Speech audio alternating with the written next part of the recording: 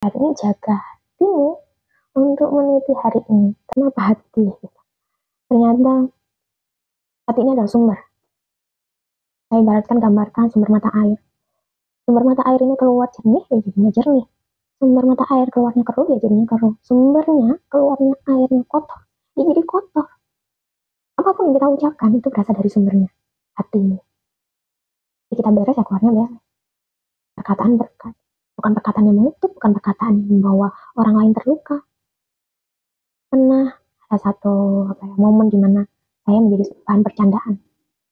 Kalau bercandaan tidak melibatkan hal pribadi yang begitu sensitif, tidak masalah buat saya. Di situ saya melihat bahwa bercandaan ini sudah kelewatan. Saya tidak langsung ambil sikap, itu tidak. Tapi saya selalu bilang dalam hati saya, ingat, jaga hati. Karena kita nggak bisa jaga hati orang lain. Saya bisa jaga hati saya sendiri. Seperti halnya emas. Emas yang kita pakai. Sebelum jadi indah, sebelum kita bisa pakai ini adalah butiran-butiran kecil. Serpihan-serpihan kecil. Dikumpulkan, dipanaskan, ditempa, dibentuk. Enak nggak? Ibaratnya kita lah. Ketika kita dalam pembentukan itu nggak enak. Tapi menjadikan indah. Banyak orang yang mengatakan, ketika saya dulu menjadi seorang full time, saya sering share, sering di media sosial itu aktif gitu. Bahkan di WA, status, dan sebagainya. Kata-kata yang memang menjadi berkat. Firman Tuhan dan sebagainya. Tapi ada beberapa orang yang nggak suka, seperti halnya keluarga sendiri. Lantas saya berhenti? Tidak. Karena pada satu titik di mana saya dulu adalah pekerja full time. Saya share, saya dapat gaji kok. Tapi ketika saya sudah keluar jadi seorang full time, saya merenungkan. Ternyata perkataan yang baik ini sangat-sangat penting.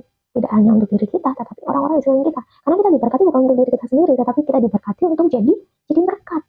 Kalau kita diberkati untuk diri kita sendiri ya, tidak ada buah yang kita hasilkan dong. Itu enggak. Dan saya percaya ketika kita seperti itu dalam proses, gak bertumbuh. Dalam arti ya, kalau perkataan kotor dari dulu sampai sekarang, perkataannya kotor terus.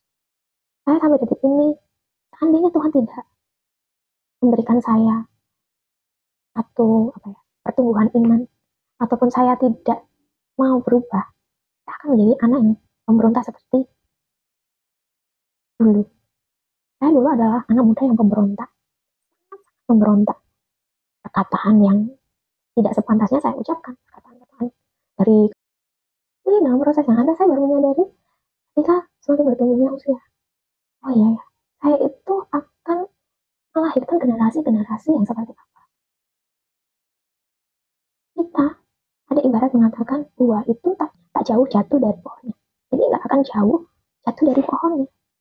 Pohonnya baik ya, otomatis buahnya baik. Jadi kita mau menciptakan generasi yang seperti apa? Generasi yang rusak? Ya, jadi orang yang rusak aja. Gampang kok. Kita baik, menjadi generasi yang baik, bertumbuh dalam kerohanian. Otomatis kita akan melahirkan anak-anak yang takut akan Tuhan. Saya pernah menemukan satu pasangan yang mungkin bercandaan pasangan itu.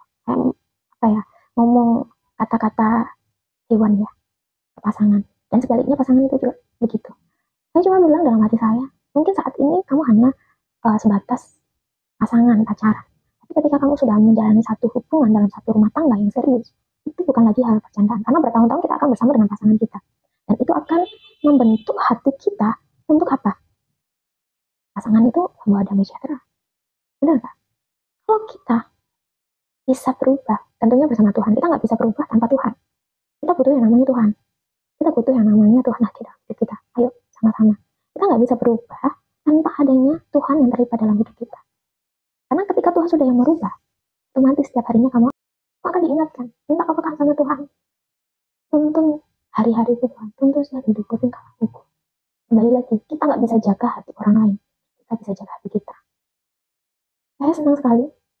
Ketika saya salah, saya selalu bilang kepada orang-orang sekitar, kalau saya salah, tolong ya bilang. Jangan sungkan-sungkan. Bilang ke saya. Mungkin Dek, kamu salah. Kak, kamu salah loh. Nak, kamu salah. Atau panggil nama saya. Kamu salah. Jadi kamu begini-begini. Kasih alasan. Supaya saya juga tahu memahami. Dan itu gak baik. Karena kita gak bisa jaga hati orang lain. Kita bisa jaga hati kita sendiri. Pesan yang paling penting, jaga hatimu dan dengan segala kewaspadaan, karena dari situlah terpancar yang namanya kehidupan.